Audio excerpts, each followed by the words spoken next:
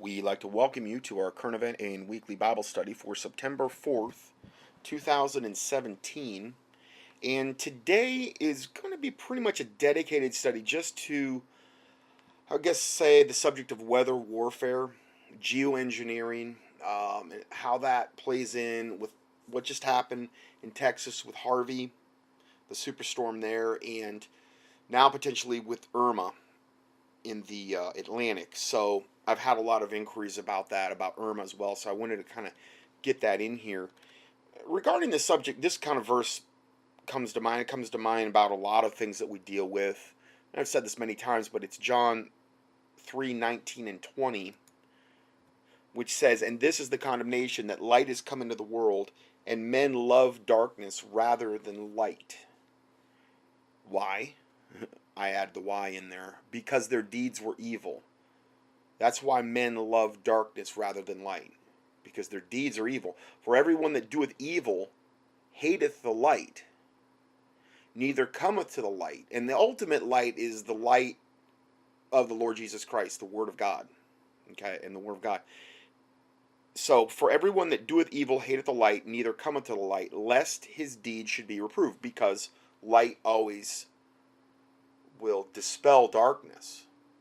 And if you're in darkness and your deeds are evil, you don't want light shown on you, because then that would be made manifest. Your deeds would be made manifest. And you don't want that if you're an evil person who loves darkness. And what we're talking about today, the subject, is so wicked and is so evil regarding this geoengineering and weather warfare and what they're trying to, it's so satanic that it's very, very hard to comprehend from a normal perspective. Even if you're not a Christian, it's very, very hard to even comprehend this level of wickedness, this level of calculated wickedness. So the first report here is entitled Weather War 101. Now, what I'm trying to do today is kind of give this more of a broad perspective on this. There's a lot of different theories out there from different people, and I'm trying to kind of give the two major theories on this weather warfare in the alternative news media. So we're kind of looking at it from a couple different perspectives. Weather War 101 posts new analysis video of Hurricane Harvey, appearing to show artificial augmentation of the storm's intensity and movements. This is from Mike Adams, the health ranger, from Natural News. Earlier this week, we posted one of the most intriguing articles the internet has ever seen, entitled Weather Wars Theorist Claims Hurricane Harvey was engineered, steered toward Houston as a weather terrorism weapon. Now, I just give the Lord the credit, but when I saw what was going on with this storm, with Harvey, and the last minute intensification, and then the whole 3-4 day process of what the storm did, I knew 100% that this was, yes, yet another geoengineered, probably the most manipulated superstorm hurricane ever in the history of mankind. The flagrant manipulation of the storm was absolutely, even before I had looked at any of the invariable information I knew was to come out, I knew that this thing was absolutely created and steered and manipulated and strengthened, and we're gonna get all the confirmation of this within this report. Now there'll be other links that if it's not convincing enough, there'll be other links that you can research this on your own. There's a lot of other videos out there. Obviously, I can't give you a video perspective because this is an audio broadcast, but the video evidence is more compelling when you see that than anything I'm going to even talk about today. I'm going to describe it, but it's more compelling. It's just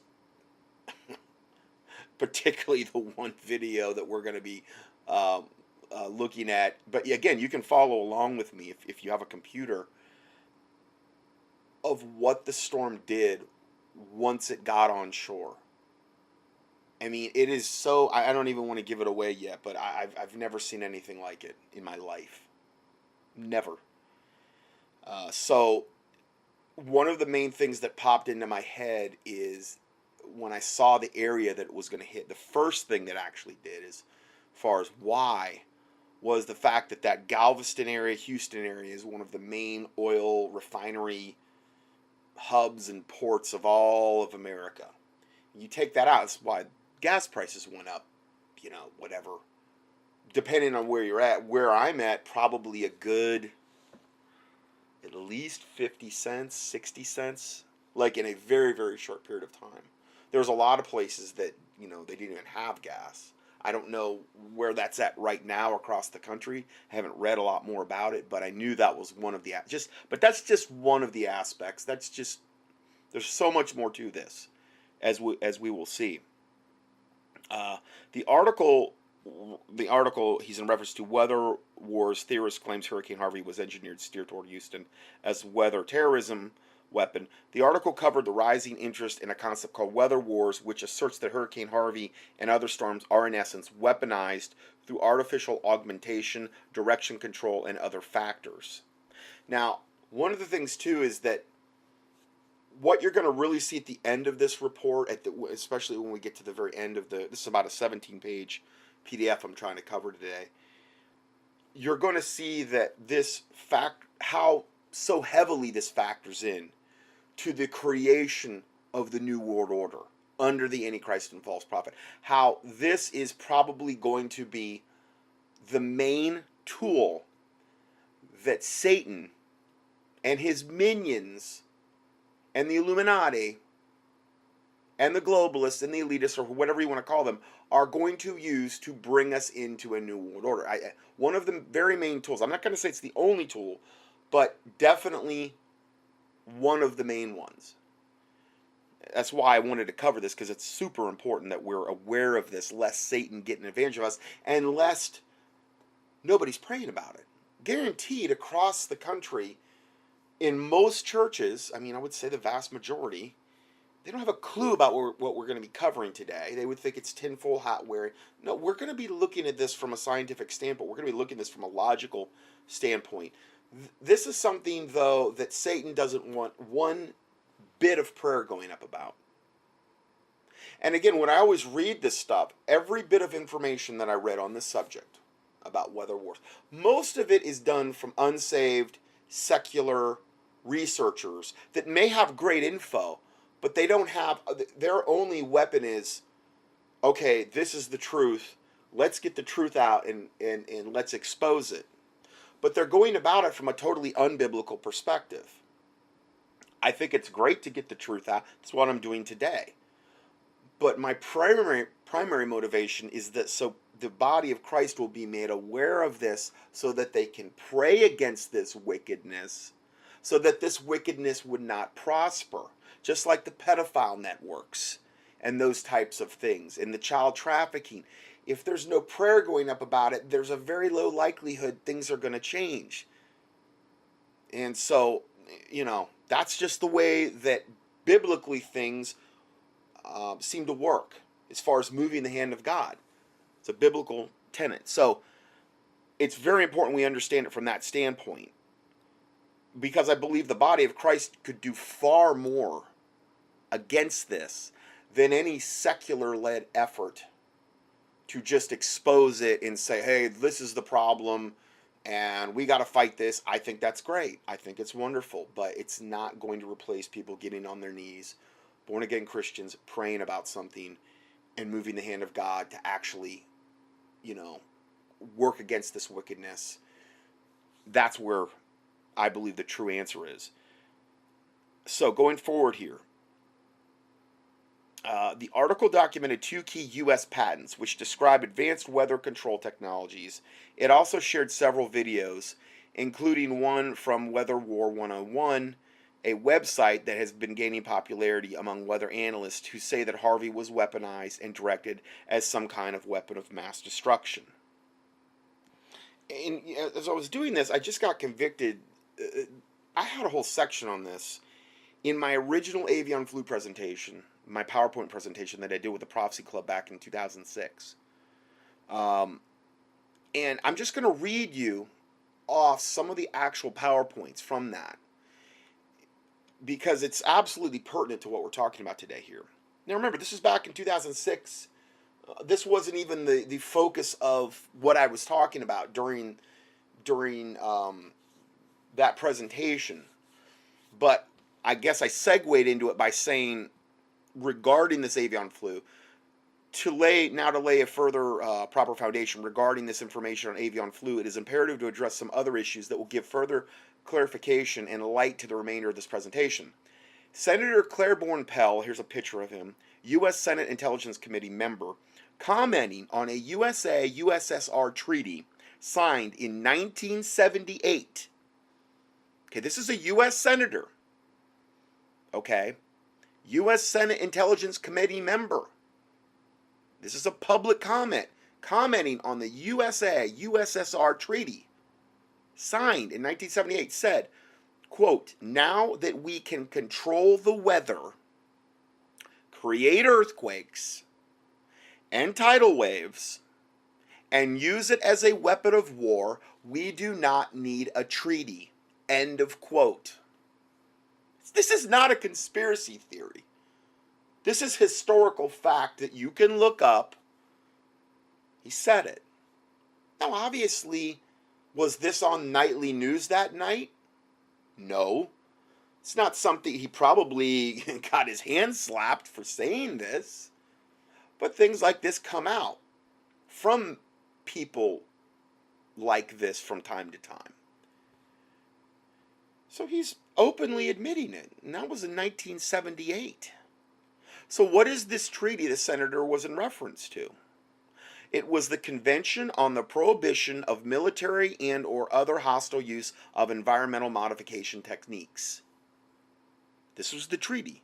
It had to do with environmental modification techniques. What, like controlling the weather, creating earthquakes, creating tidal waves, and using it as a weapon of war? Yeah, that's the treaty. There was a treaty on this. The government treaty is currently posted online at the U.S. Department of State website at, and I give the link here, it's a www.state.gov, and then it's a long line.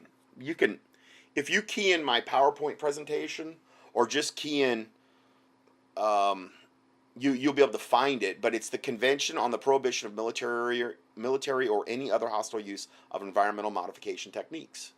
Just key that in. You should be able to find it. The treaty was signed in Geneva, Switzerland on May 18th, 1977 and entered into force on October 5th, 1978. This is a real treaty. Quoting from the first and second paragraphs of this treaty, we read, quote, the use of environmental modification techniques. Now, this is the first and second paragraph. This isn't buried, 900 pages in. First and second paragraph. Quote, the use of environmental modification techniques for hostile purposes does not play a major role in military planning at present time, which was 1977. Such techniques might be developed in the future, however, and would pose a threat of serious damage unless action was taken to prohibit their use. So they're admitting way back in the day, and granted, this is what they were admitting to at the time. They had this technology way before 1978, that this could be, such techniques might be developed in the future. Well, again, they had already been developed. That was just his nice whitewashed, the treaty's whitewashed way of saying that.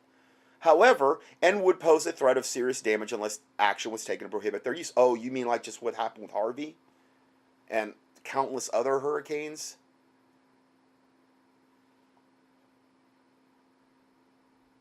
They've been able to create hurricanes, dissipate hurricanes, create rain, dissipate rain. This has been well known for decades. And yet if you would pose this to any of the mainstream media, they would act like you're some tinfoil hat wearing conspiracy theorist. And here's a treaty that was entered into force on October 5th, 1978, Convention of the Prohibition of Military and any other hostile use of environmental modification techniques. between the United States and, at the time, the USSR. I don't know how much more credible you could get than this, and what they're openly admitting to. In July of 1972, the U.S. government renounced the use of climate modification techniques for hostile purposes. In other words, they could easily be used for hostile purposes. But this was in 72. Both the U.S. Senate and the House of Representatives held hearings. This is in 72, when it was clearly available, when it was clearly known that this could be done, and I'm sure had been done. Both the U.S. Senate and the U.S. House of Representatives held hearings beginning in 1972, and the Senate adopted a resolution in 1973 calling for an international agreement prohibiting the use of any environmental or geophysical modification activity as a weapon of war.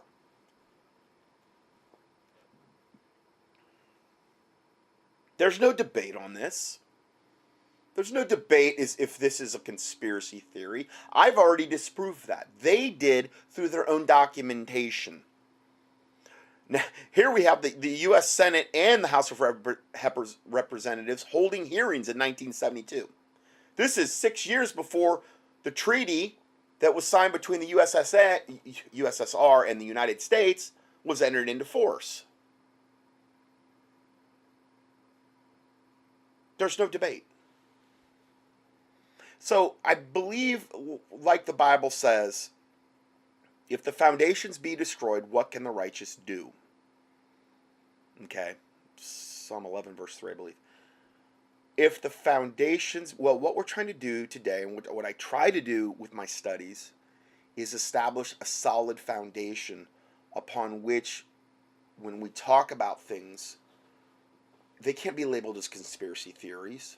They're undeniable fact. Maybe there's debate within, nuances of what we're talking about, but most of the time, I try to present so much information in such an overwhelming way that it really can't be debated. Because that's what a sure foundation will provide you. This is a sure foundation. If you want to see my whole report on this, I think the only way you can actually watch me giving the presentation in Topeka, Kansas is go to the Prophecy Club and order the DVD. I don't even know if they have it anymore.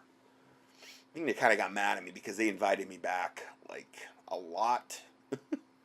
Stan, the guy that runs it, invited me back on the elevator ride after Newport Beach. It was the last lecture, and he invited me back that same year, and I declined.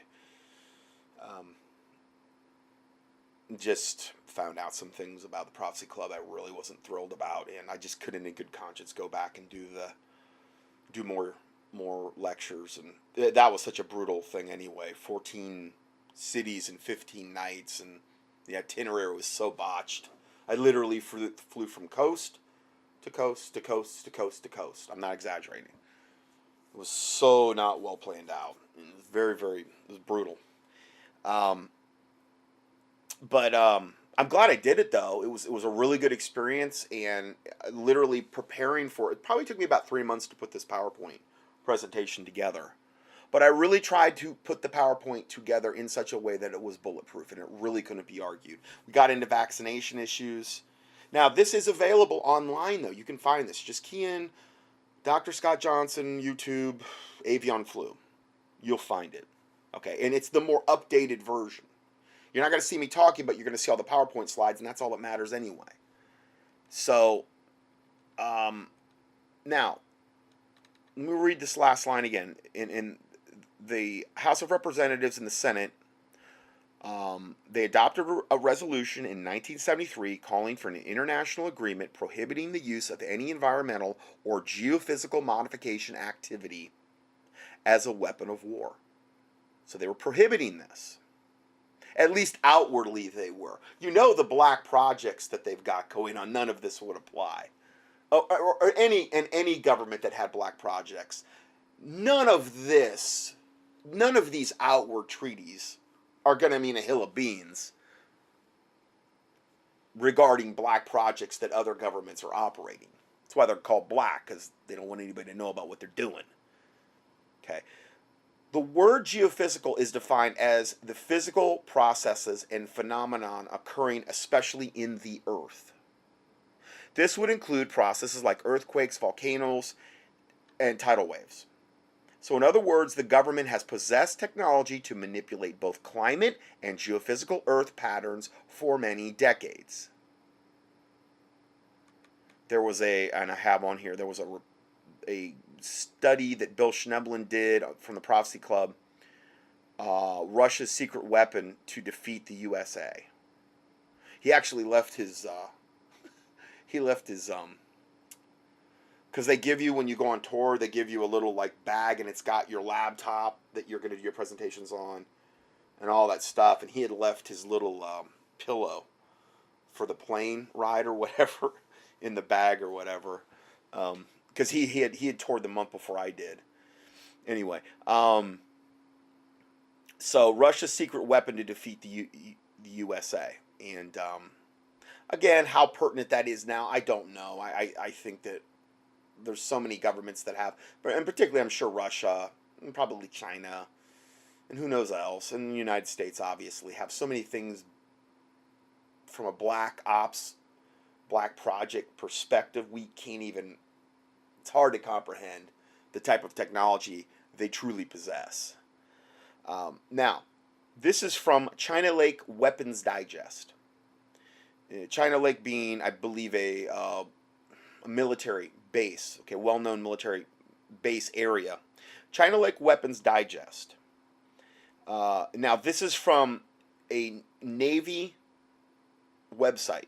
Okay, this is from an official military Navy website. I give you the link below here.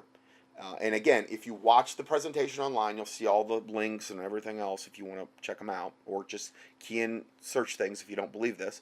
China Lake was for many years a world leader in weather modification.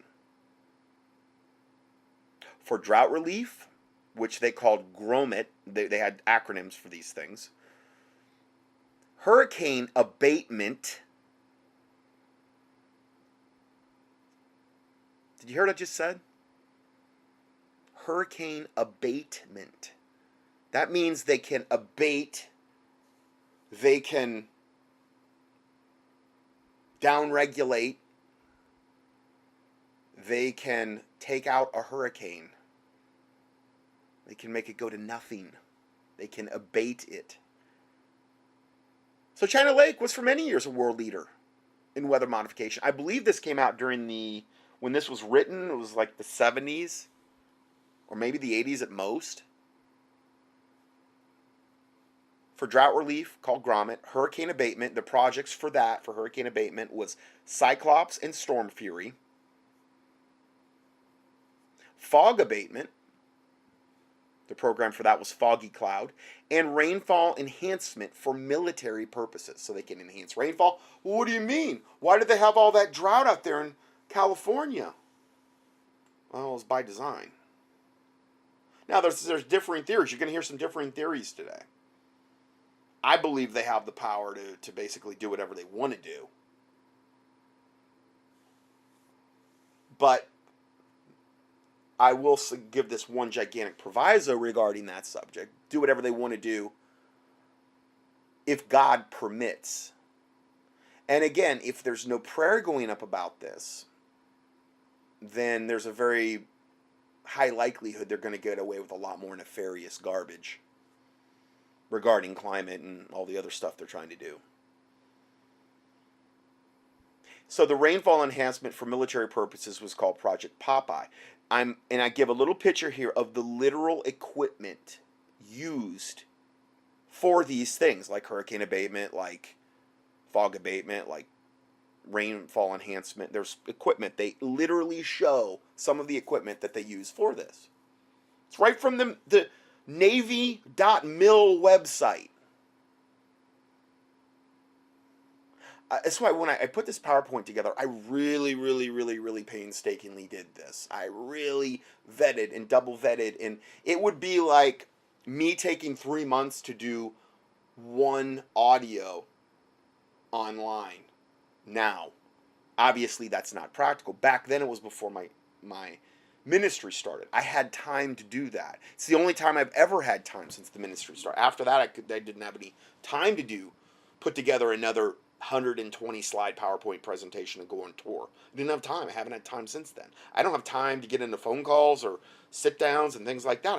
I'm a one man band in this ministry. I'm trying to be as efficient as possible, and there's just certain things I can't do anymore. But yeah, this is straight from I don't know if it's a magazine or publication, China Lake Weapons Digest. They're very, very open and matter of fact about this. This was from, I believe, the 70s.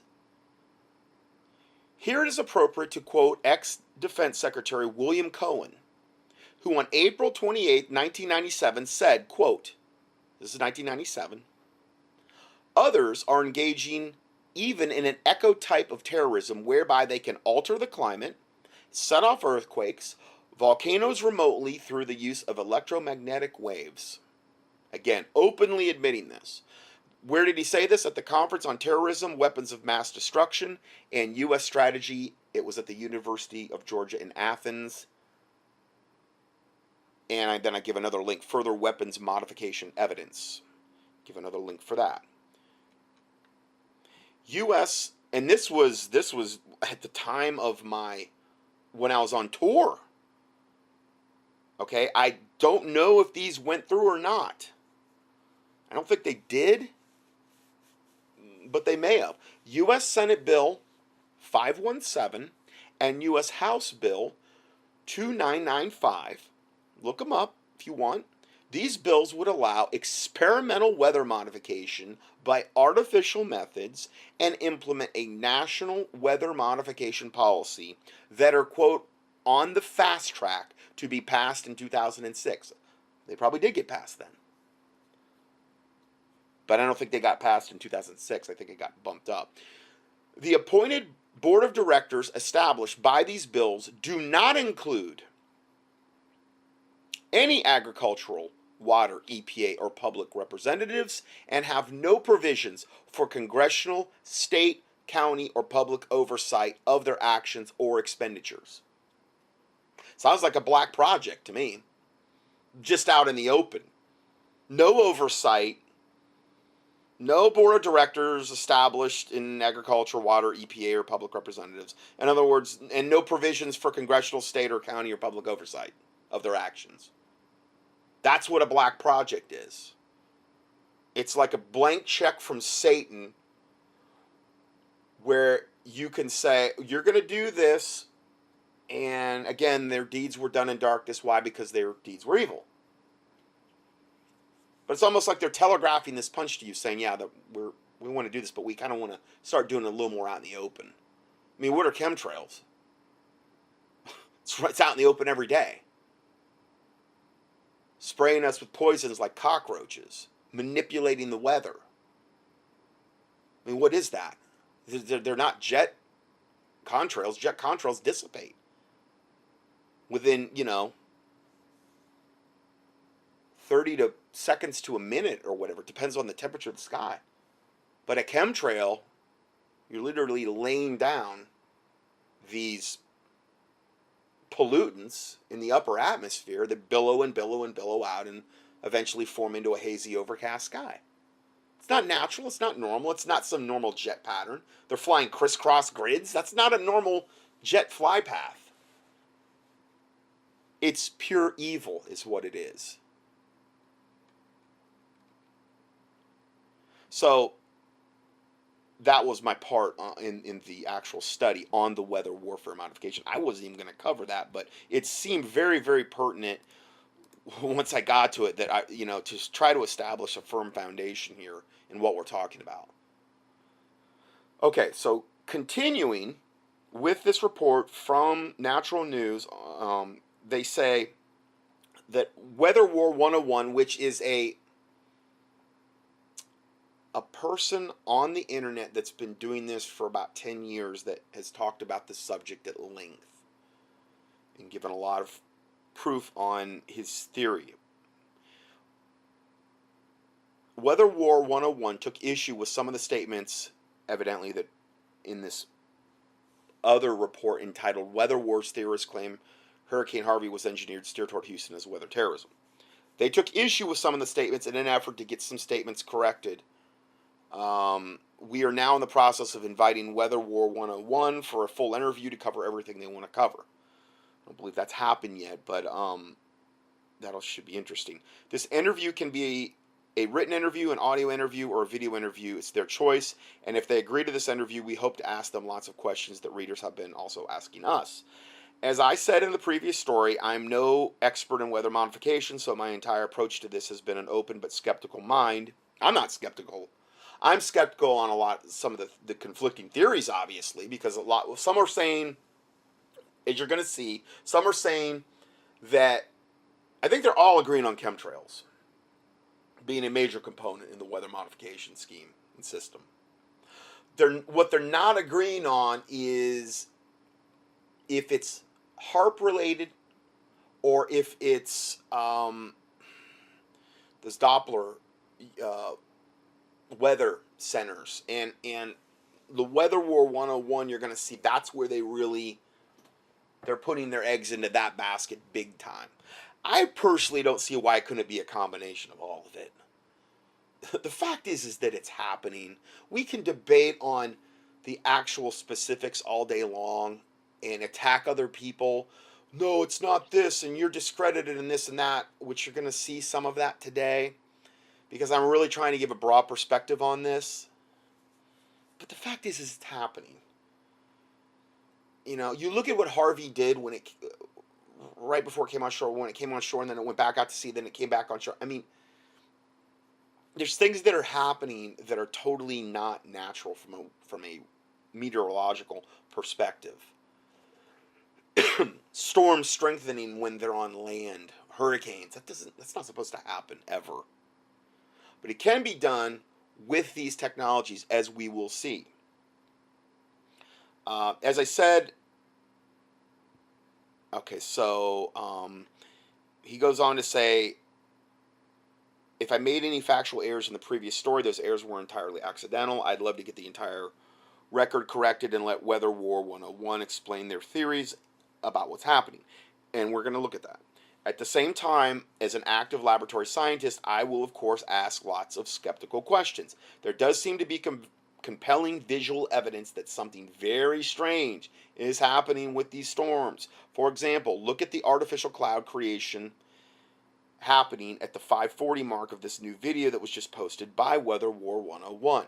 As the video clearly depicts, something is obviously adding a tremendous volume of vapor and clouds to the Harvey storm as it is strengthening, but it's doing it over land.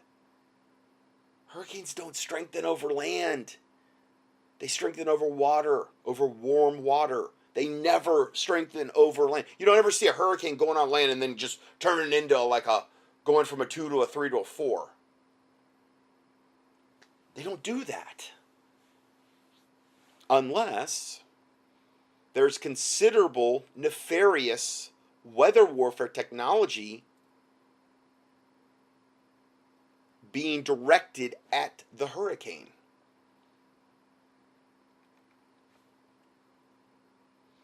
Let me see here. I'm just going to go ahead and play this and describe you what I'm seeing. And you can play the clip and see for yourself. Okay, so it says here, and I took it right, I did the video, so it started at the 5:35 mark. On Saturday, just before Harvey was going to fall apart, this happened, meaning it had got on land. It was supposed to do like every other hurricane ever has done in the history of mankind and fall apart once it gets on land. Or at least, not strengthen. It did, and they're showing now the radar, the actual radar of what happened to Harvey. Okay, and this would be a good one if there's anything I would say that you would want to watch during this presentation. You might want to pause everything now, click on this video, and follow along with me. It's only like 10 or 15 seconds, I believe, that you would really need to watch. Now, what we're looking at is Harvey over land. Okay, right now. And I mean, it's well on land. It's not out to sea. The eye of it is, I don't know how many miles inland, but it's a good amount. Okay. This should be the point when a hurricane would always start falling. Actually, once it hits land, it's already well on land. It's already still a hurricane, evidently, but the water vapor pattern is, I would say, about 98% green, blue, and yellow and aqua. As far as it being red, meaning the really, really intense portions of the storm and the really intense portions where you're going to get the most rain, it's very, very little. Now, this is after it had just come on land, and then we're going to look at it, time lapse here.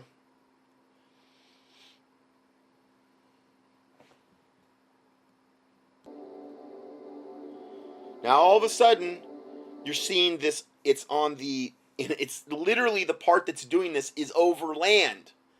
I could understand if like there was a big swath of it that was still out to sea, but we're talking about right now, if you look at a hurricane in the classical presentation of a hurricane, the vast majority of this thing's over land. Okay?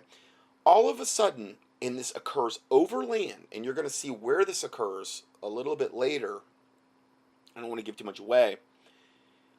There is a gigantic red that literally goes to black. I mean, that means it's just like as intense as you could possibly get.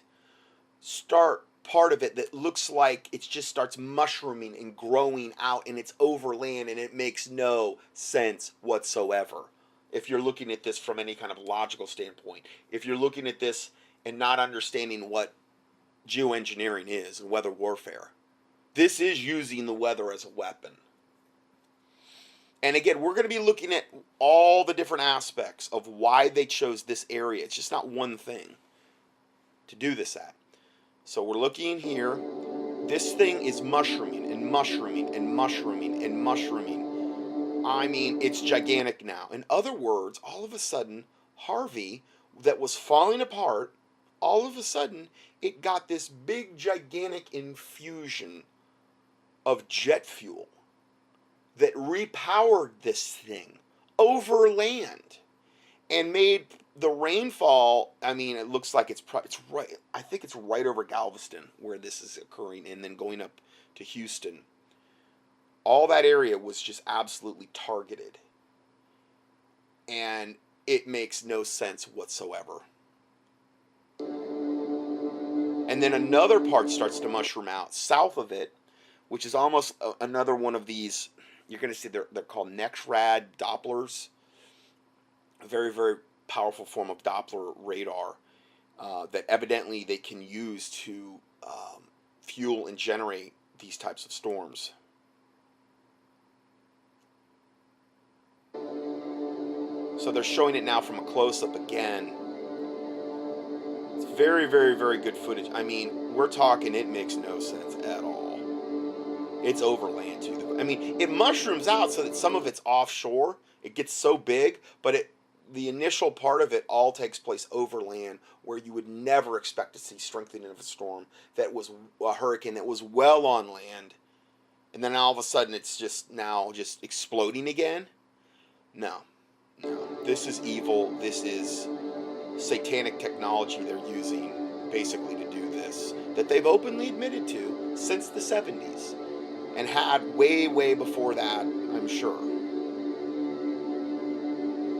So, okay, and then on Sunday, okay, so let's take this further. On Sunday, again, this is a day later, just before Harvey was going to start to fall apart, this happened. Now, they mean, well, wasn't it supposed to fall apart Saturday? Yeah, but then it got this big, gigantic infusion of energy, that you can literally watch form on radar. So a day later, just before, after this fuel was running out that it had gotten, okay, this happened. So they show the radar again. Harvey's well on land at this point, even further than it was before. And we're looking, and now what we're seeing here is Harvey is almost all at this point blue, green, yellow. There's just very, very tiny amount of red. Very, very tiny. I'd say 99% of what we're looking at with Harvey is all blue, green, yellow, the lighter colors, whereas the red and the orange and the black is where you see like this uh, the intensification occurring.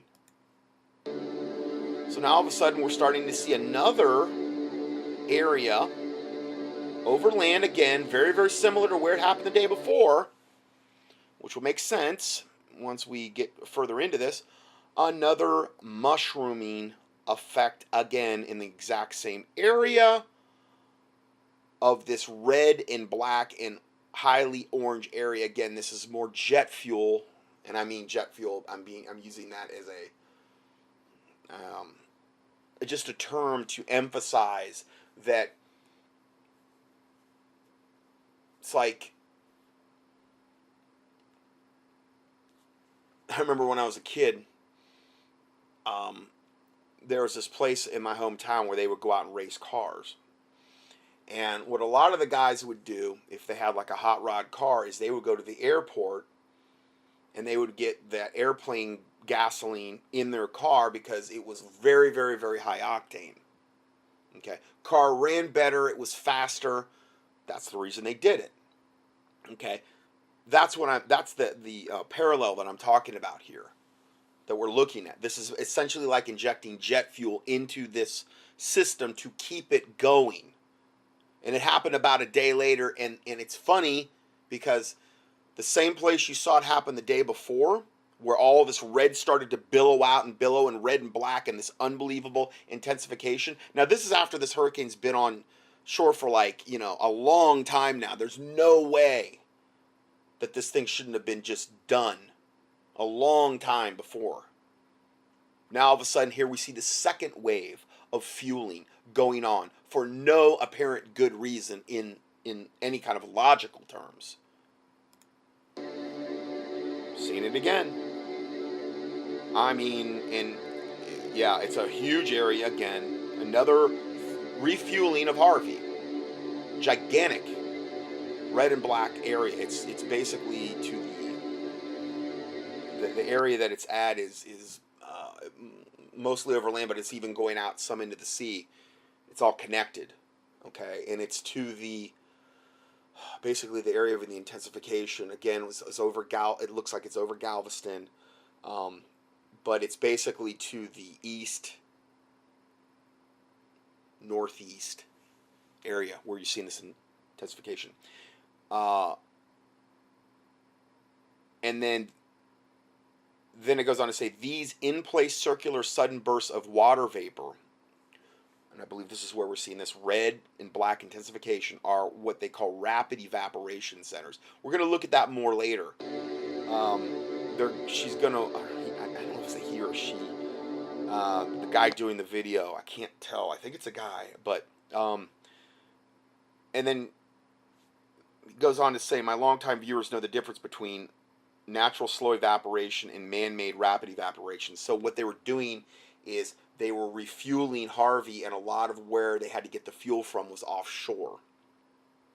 So they were targeting the water in the Gulf offshore and in the Galveston area, which is right on the shore, in order to bring this rapid evaporation from the sea and get it back into the hurricane, because that's like a fuel for the hurricane.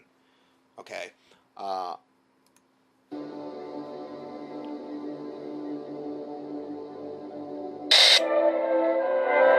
Okay, then they go into another video. Okay, so again, you can watch the whole video. It's a whole 30-minute long video. I just played a clip there, and I could only describe it visually, but I give you the link here.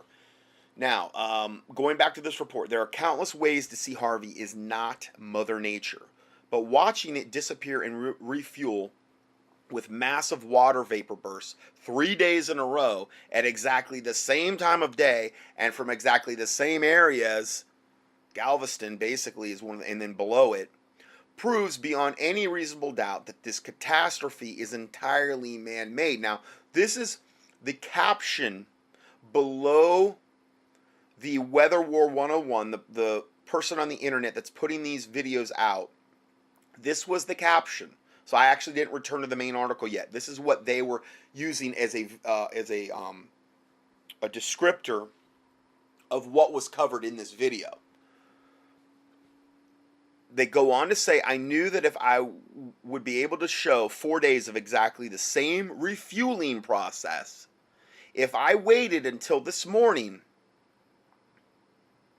but after 16 straight hours of work on this video and 6 hours to render it, I was simply too exhausted to wait. I needed to get this video posted. In other words, he was probably going to be able to show even more of this, more of the same refueling. More than that, it irrefutably illustrates that not only is this man-made, the inflicted misery is far beyond intentional. Even after the first night of Harvey's landfall, the complete destruction of Rockport, and 2 feet of flooding in Houston, the perpetuators were far from satisfied with the devastation they had caused. If the perpetuators had any semblance of mercy or human decency, they simply would have allowed Harvey to dissipate, as it was already doing, meaning when it went on shore, it was doing what all hurricanes do. If you ever watch any normal hurricane, when it gets on shore, it starts to weaken. It does not start to strengthen. And it sure doesn't get on shore, weaken, and then all of a sudden, get this gigantic infusion of energy out of literally nowhere, and then all of a sudden refuel it for another day, and then the same thing happens the next day, and then the next day. It doesn't happen, ever. I mean, one day you could say, well, maybe it was some kind of weird act of God, but it's like 3 days in a row this happened. No, this is done on purpose, by design. And again, we're going to get more to the reasons of all this at the very end. I mean, obviously, we figured out some of them, and I've kind of alluded to some of the reasons already, but there's a lot of things going on here. Okay, so if the perpetuators had any semblance of mercy or human decency, they simply would have allowed Harvey to dissipate as it was already doing, illustrated in the first satellite series in the video, and allowed the victims of the disaster to begin trying to recover on their lives. Instead, they deliberately refueled the storm system with massive on-land water vapor generation, illustrated and proven by the telltale raid evaporation bursts, which are uncontestably man-made. Now, you would have to watch some of their videos to understand all the things I'm talking about here.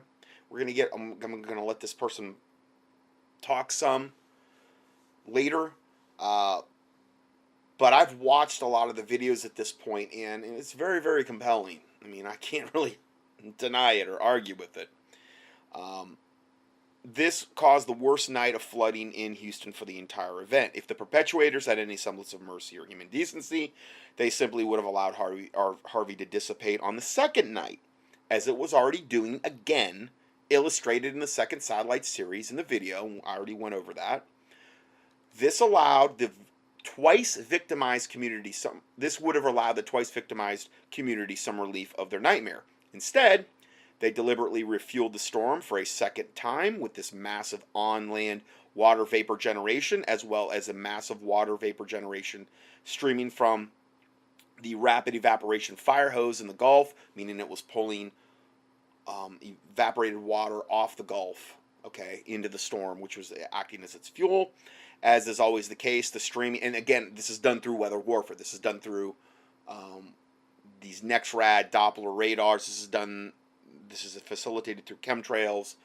Some people would say HARP has something to do with this. Who knows all the technologies? To me, all the technologies that they're using to do this, yeah, it's important. But what's more important is that people are aware of this. Not only from an educational standpoint, but that the body of Christ is aware of it so they can pray against it. God, none of these technologies are going to baffle God. None of these technologies are going to be like, well, God's going to be like, oh, well, I can't deal with that. It's too advanced. Give me a break. He created the universe. The point is if a Christian knows about it and he's praying about it, then the hand of God can move to destroy this wickedness, if it be his will. I don't know from that standpoint, from the standpoint of, America being under God's judgment, America having, all the millions and millions of aborted babies, all the innocent blood crying out from the land, all the other things that are defiling the land. So, could this be just the beginning of God's judgment on this land? I mean, not to say there's not other things that haven't happened. That's why Jesus Christ prayed in the Garden of Gethsemane, nevertheless not my will, but thine be done, Lord. So, that's a good example. Going further, if the perpetuators had any semblance of mercy or human decency, they simply would have allowed Harvey to dissipate on the third night, as it was already doing. But not only did they not want it to end, they wanted to re-strengthen it again. Although I didn't have time to include it, and I certainly have satellite imagery to prove it, they gently pushed Harvey back out to the Gulf using a series of generated gravity waves, giving the all but collapsed rotation an opportunity to survive and strengthen. Hurricane doesn't stay, I don't even care if it goes offshore and comes back. You don't have a hurricane staying in one spot for multiple days on end and continually re-strengthening over and over. Just, it never, ever, ever happens. But we're supposed to believe in this instance it was just, an act of God or whatever. So they gently pushed Harvey back out into the Gulf using a series of generated gravity waves, giving him the all but collapsed rotation an opportunity to survive and strengthen. Why? Because it got to the point where they couldn't keep re-strengthening it over land no matter what technology they were using. So they had to push it back out in the Gulf, get it over warm water again to actually re-strengthen it. Because you just can only maintain this stuff so long, even with their advanced satanic technology. Unsurprisingly, hopefully you're beginning to see the pattern. They once again simultaneously refueled the storm with a massive on-land and Gulf fire hose water vapor generation for the fourth straight night of unimaginable suffering for the people of Houston and eastern Texas. On and on it goes. Exactly the same refueling process happened last night, and exactly the same refueling process will happen again tonight. Now, I'm not sure at the time of this writing, but I'm sure you're getting the gist of it. As Harvey is now making its third landfall, this time in Louisiana, uncoincidentally on the anniversary of the Katrina landfall. I remember when Katrina made landfall. I did a big study on that. And I remember that night. It was very late at night. And I remember that Katrina was, I don't even know. But man, right before it hit land, it went up to one of the biggest, as far as miles per hour goes, hurricanes that had ever struck. And in the strengthening process of Katrina, I'm not saying it wasn't strong, but they literally, whatever they did with this NEXRAD Doppler technology or HARP or whatever, they really pumped energy into that thing at the very last 1 to 2 hours. If you look at right before Katrina hit land, you look at the last 5 hours before it hit land. No, it's not even 5. I think it's like the last 2 to 3. Man, did it strengthen right before it hit. And it was like in the middle of the night, not normally a time where you're going to have a lot of heat generation and things of that nature, some massive strengthening of a storm. That was 100% by design, weather warfare as well.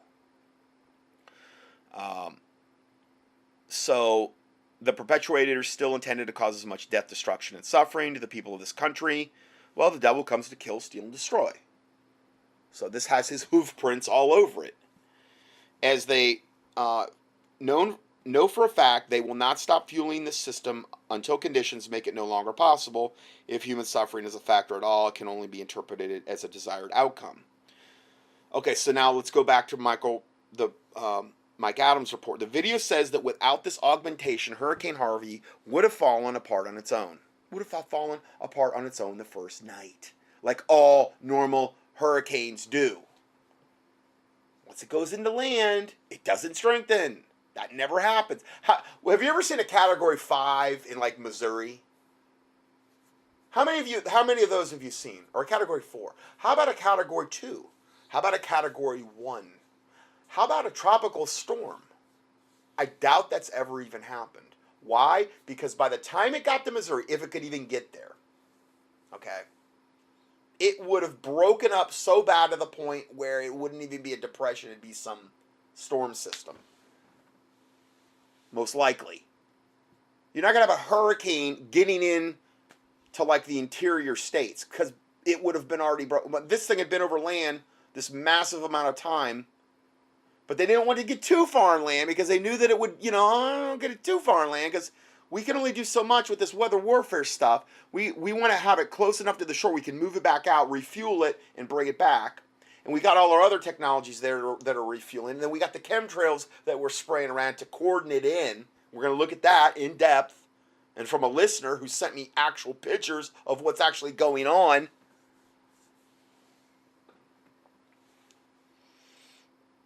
Unbelievable, the wickedness that goes on this planet.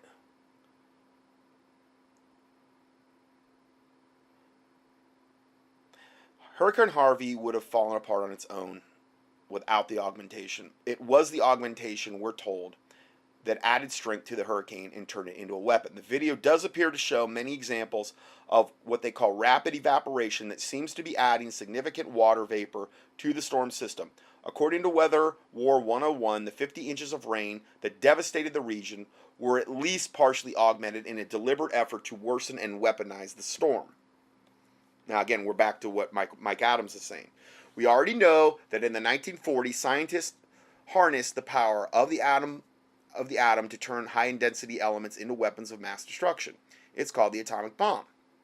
We also know that weather control and modification technology does exist. That's been widely documented and even covered in media reports such as the rain-generating technology near Dubai.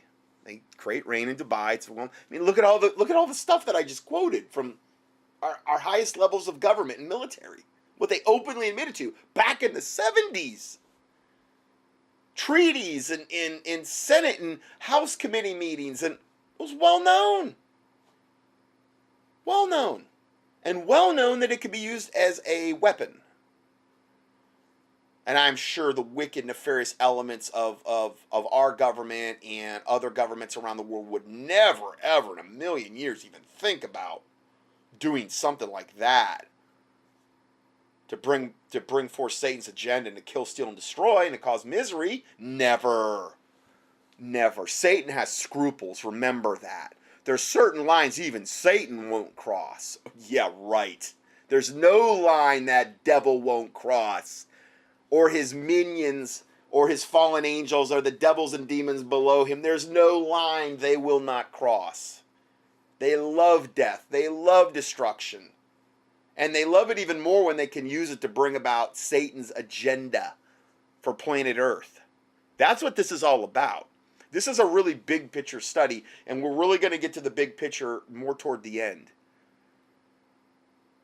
So, going further, we also know that Hurricane Harvey exhibited some highly unusual tracking behavior, such as heading inland at high speed, stalling, reversing course, then hanging out at precisely the worst location to allow a catastrophic downpour over Houston for days on end. Yeah, that always happens. Goes in real quick. Why would it be beneficial that it went in real quick? Well, the quicker they can get it in, knowing that the farther it goes inland, the more it's going to lose strength. But if they can really ram it in there quick, the hurricane's not going to have as much time to dissipate strength. And then they're adding their extra strengthening and fueling process in with this, all the technologies they're using. We're going to get into that more later. Then it stalls, and then it reverses course. Then it goes back out over the Gulf at some point to refuel. And then it hangs out over the worst location it could, Houston. It's like, Houston's like one of the top 5 population in America. Good old Joel Osteen or whatever, Smiley Joel, he refused to open his doors. Did you see that one? And I think they finally shamed him. He was probably thinking, well, I don't want those people coming in here and soiling my chairs. That's all I could really think. That satanic devil. He had one of the largest mega structures in Houston, and he refused and was wasn't just one or two. It was like the only reason I think he did, if he did at all, because I really didn't get the lowdown what happened, would just have been purely because he was losing all kind of people, I believe, from his congregation that thought he was actually a Christian. You know. But yeah, that was a big story for a while. Then let's go forward here. People like, and again, you don't believe that, just key in his name in my search box. I did a whole teaching on him years ago. I mean, that guy is straight from the pit of hell. Lukewarm, tickle your ears, devil. People like Weather War 101 and Dane Wigington at Geoengineering Watch seem to be offering increasingly compelling pieces of evidence that support their claims. Now, I will say this, though. As you're going to see, Weather War 101 and Dane Wigington at Geoengineering Watch are at odds on what they believe is actually the source of this. Dane Wigington believes it's more HARP-related, I believe, and then so does Dabu 7 or whatever, and then I believe that Weather War 101 believes it's these next generation, and the more compelling evidence, I think, is from Weather War 101, that person. Because, well, you'll see. You'll see. But again, to me, it's not so much what is the source. The point is that it's happening. The point is that they're using this technology for wickedness. Maybe they could use it for good. They probably could, because remember, when the China Lake Digest that I talked about, you could use it for hurricane abatement.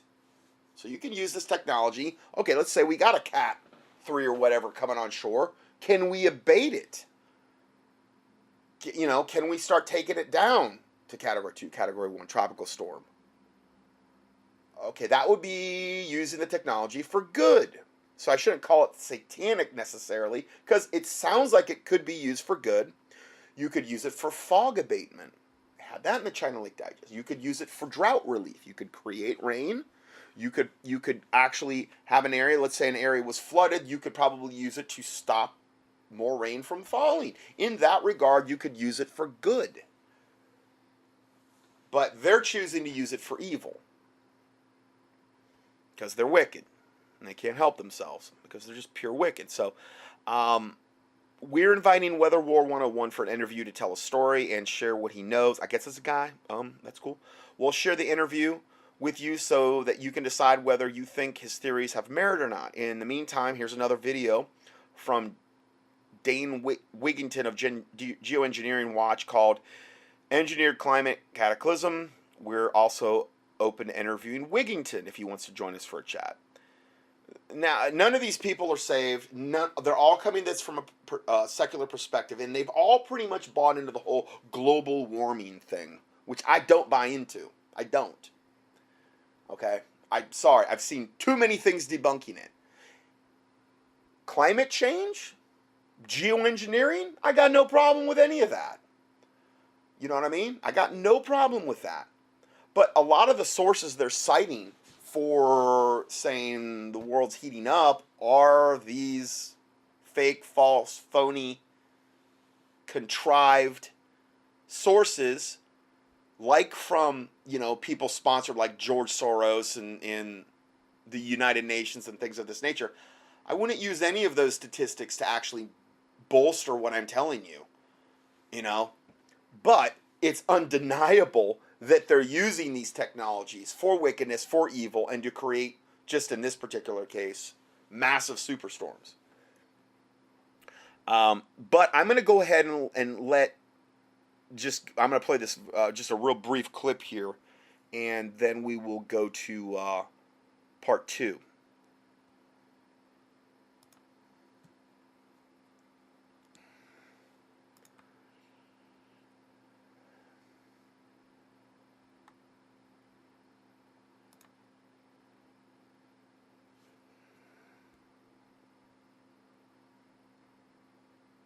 Locking Harvey in place because the forecasters are reading a script of the scheduled weather given to them by geoengineering contractors like Raytheon and Lockheed Martin. Raytheon does all the forecast mapping for the National Weather Service, NWS, and the National Oceanic and Atmospheric Administration, NOAA. Lockheed Martin does the same type of modeling for the FAA. We have... I'm sorry, I'm hitting the pause button. It's happening like 9 seconds later. New laptop. I'm trying to get used to it. He brings up a good point there. Raytheon's doing all these forecast. That's like saying these are wicked, evil companies. Raytheon. I could do a whole study on how wicked they are. Okay, I've talked about them before. Just key them in the keyword search box. Wicked. And they're the ones doing the meteorological forecast that the people like the Weather Channel and the local forecast. I mean, that's really letting the fox guard the hen house here. So he brings up a good point. The fox is running the hen house. Private defense contractors doing all the modeling for government agencies. The forecast track and behavior for Harvey was beyond unprecedented. Again, how could forecasters know so far in advance? Because Harvey's behavior was not an act of nature. It was manipulation with patented climate engineering technologies. The bizarre track of Hurricane Harvey is a glaring red flag to signal climate engineering, geoengineering operations. Why is the climate science community silent about this? The illegal federal gag order on all National Weather Service and all NOAA employees is the answer. The gag order is on top of the fact that government scientists have no First Amendment rights to begin with. Why would our government and other... So in other words, and he's putting documents up here as he's going there, these people have no... If they know about this stuff, they got to just keep their mouth shut. Anybody that's working in the weather and the meteorologists and things like this, they've just a huge gag order across the board. This is why you would never ever hear this on the 6 o'clock weather report or national weather reports and things of this nature. There's a gigantic gag order. They want to keep all this under wraps. Why? Because their deeds are evil and they don't want them brought to light. Just like the Bible verse I talked about at the start. So that's what we're dealing with here. Create such weather disasters in our own country. This is where dichotomous this or that thinking must be abandoned. There's many agendas being carried out at this dark hour in human history. This fact must always be considered and remembered. Solar radiation management is one primary stated objective of climate engineering. The combination satellite radar map shown here is very revealing. Massive atmospheric aerosol dispersions in conjunction with radio frequency microwave transmission grids are used to broadcast the atmospheric moisture created by... Okay, so the chemtrail spraying in association with the electronic microwave interference that we're going to be looking at more. And I'm not sure if he's attributing that all to HARP or whether he's given any credence to the NEXRAD Dopplers. I don't know exactly where he's at on that. But it's basically coming to the same conclusion that Weather War 101's coming to. The two main aspects are the chemtrails and then the whatever their other things they're doing with like the Dopplers, these NEXRAD generators, HARP, things of that nature. And there's probably other stuff going on too. Harvey, into the widest possible region of cloud cover. The brighter the white of the cloud cover shown in the combination map here, the more heavily aerosolized it is. The expansive rainless canopied area surrounding Harvey as it made landfall is immense. The convective zones of precipitation around Florida are also being heavily sprayed with climate engineering aerosols. Okay. What's threatening Florida right now? Irma. I mean, the way the forecast track just shifted, it looks like it's going to come, I mean, it could potentially come right up through the bottom of Florida. You know, or some derivation of that track. Before it was like, no, it was going to turn north before it got to Florida. Now it's going to like make a right turn at Cuba and go straight up. The way, now granted, a lot can happen between now and Friday. Okay, and I'm recording this on a Monday, and obviously, you know, who knows? The reason I wanted to get this out here is that people would start praying about this, that God would, you know, if it be His will, that He'd either steer it out to sea or that it would fall apart. I think there's more of a likelihood, though, that, you know, from a prayer standpoint, if God steered it out to sea, you know, rather than, you know, I mean, the can of God could do it. I mean, he could just take it and reduce it to nothing, or just reduce it to a depression or something like that, whatever His will is. But if there's no prayer going up about it, chances are nothing's going to happen, is the way that things typically happen biblically in the Bible. How will Hurricane Harvey impact temperatures in the U.S.? How will this massive atmospheric water pump help to cool the most populated zones of the U.S.? The National Oceanic and Atmospheric Administration departure from normal high temperature map forecast map shown here for September 4th to September 10th is revealing.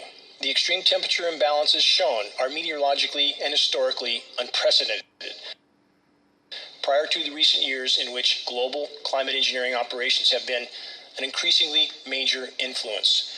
Geoengineering programs and processes are completely derailing all of Earth's climate and life support systems.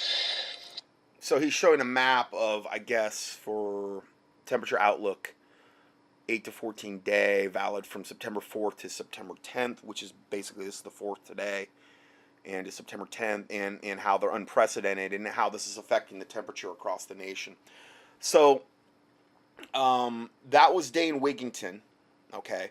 And let's go ahead and close this part of the interview out, part 1, and then I will go to part 2 next and continue with this conversation because there's a lot more to cover here. So God bless you, and we will see you in part 2.